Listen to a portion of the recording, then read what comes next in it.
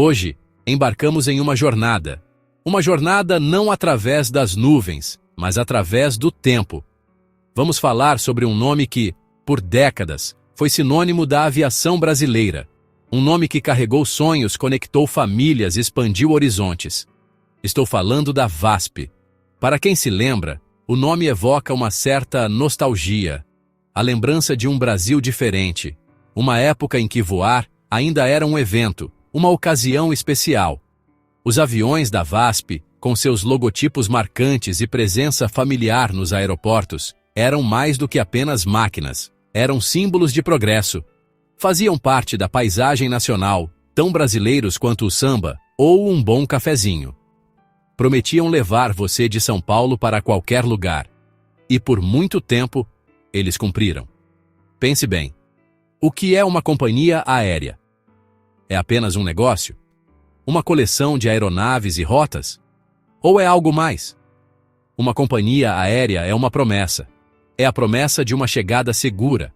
A promessa de um novo começo em uma cidade distante. A promessa de um reencontro, há muito esperado. A VASP, Aviação Aérea São Paulo, nasceu dessa mesma promessa. Por mais de 70 anos, foi um personagem importante na história do desenvolvimento do Brasil. Testemunhou mudanças políticas, booms econômicos e crises devastadoras.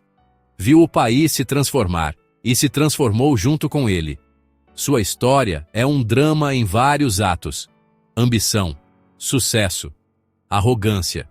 E, finalmente, uma trágica queda que deixou milhares de pessoas desamparadas e uma nação em descrença.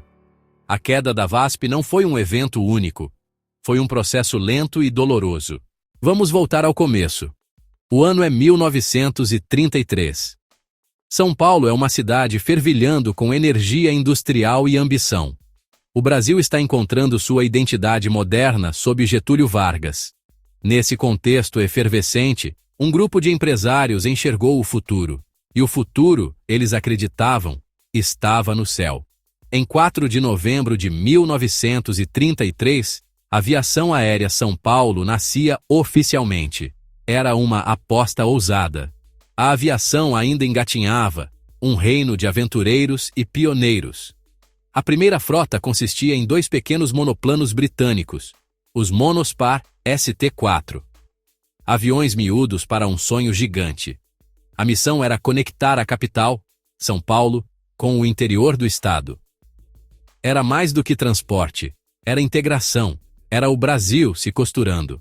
Os anos iniciais foram uma batalha. A tecnologia era rudimentar. A infraestrutura quase inexistente. Voar era um negócio arriscado. Mas o espírito da época era de superação, de dar um jeito.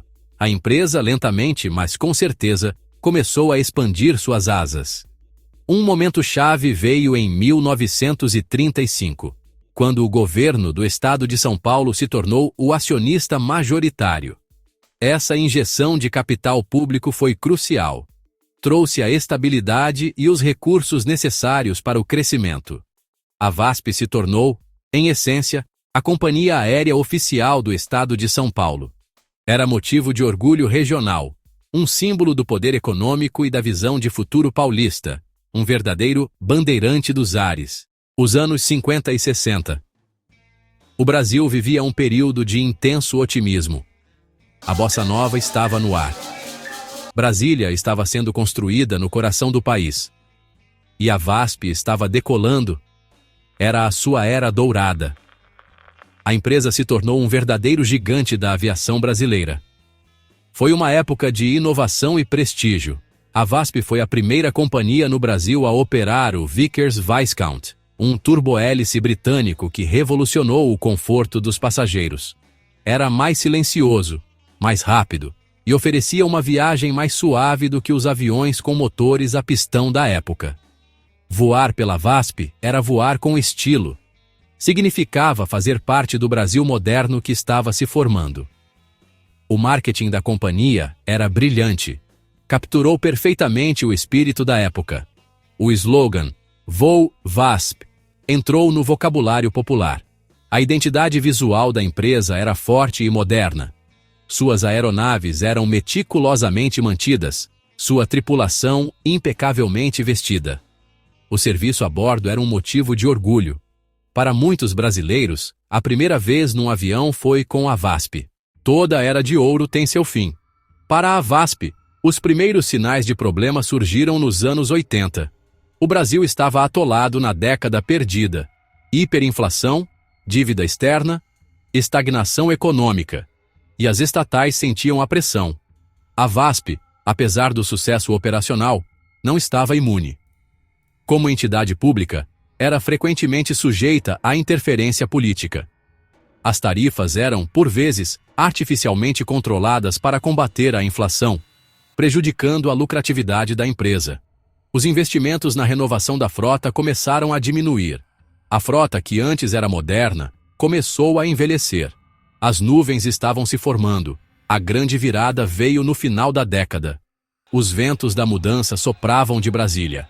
A ideia do neoliberalismo e da privatização ganhava força como solução. As estatais eram vistas como ineficientes e inchadas. Sob o governo do presidente Fernando Collor de Mello, um amplo programa de privatização foi lançado, e a VASP foi uma das primeiras e mais proeminentes empresas da lista. A decisão foi controversa. O leilão de privatização ocorreu em setembro de 1990.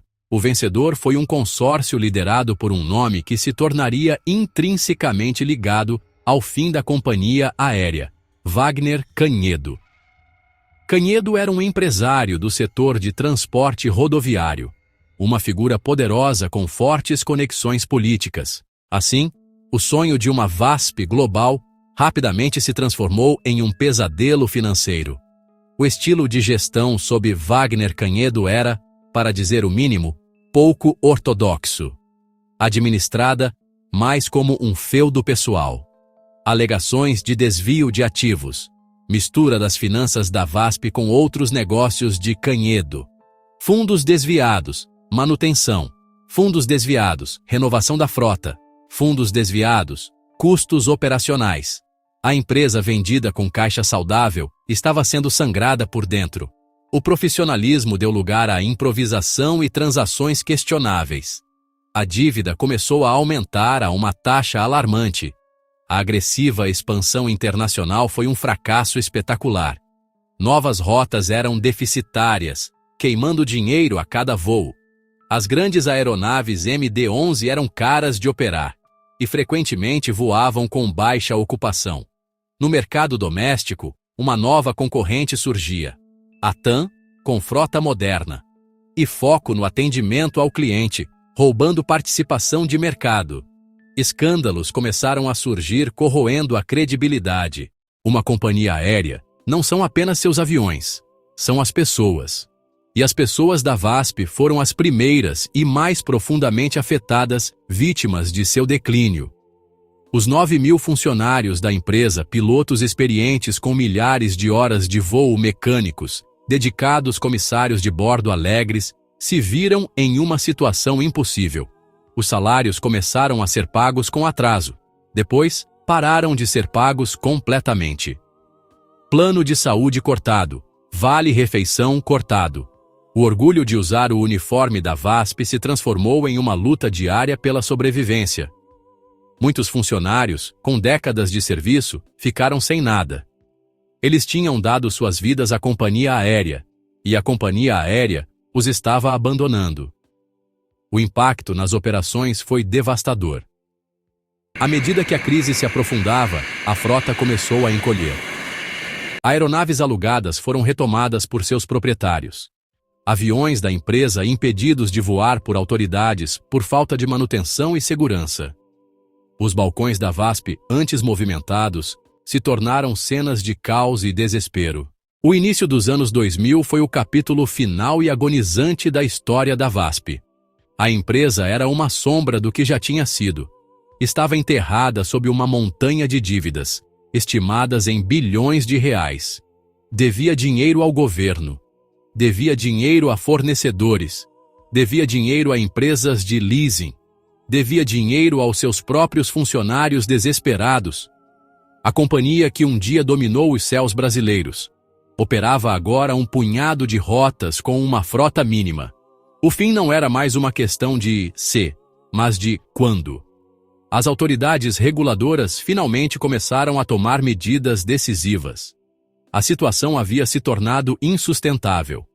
O golpe final veio em 27 de janeiro de 2005. O Departamento de Aviação Civil suspendeu o certificado de operador aéreo da VASP.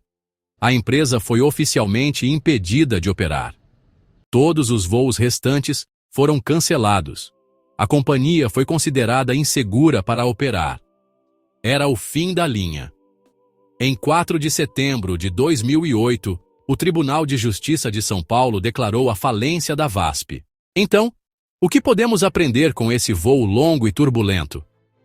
Qual é a lição máxima da ascensão e queda da VASP? A história da companhia aérea é, de muitas maneiras, um espelho.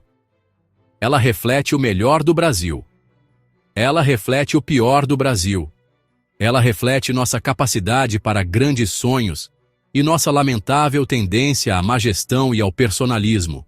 Ela mostra os perigos de misturar negócios com política e as consequências devastadoras de colocar a ambição pessoal acima da responsabilidade coletiva. A história da VASP é um microcosmo de dramas brasileiros maiores. É sobre o embate entre o público e o privado, o conflito entre desenvolvimento e ganância. A primeira lição clara é sobre gestão. A lição é que a má gestão é sempre fatal, seja pública ou privada. Em última análise, a história da VASP é uma história humana. É um lembrete de que por trás dos logotipos corporativos, dos preços das ações e dos balanços, existem pessoas. A maior lição, talvez, seja a da responsabilidade. Para que, da próxima vez que um grande sonho brasileiro alçar voo, tenhamos a sabedoria e a integridade para evitar um acidente tão trágico e devastador.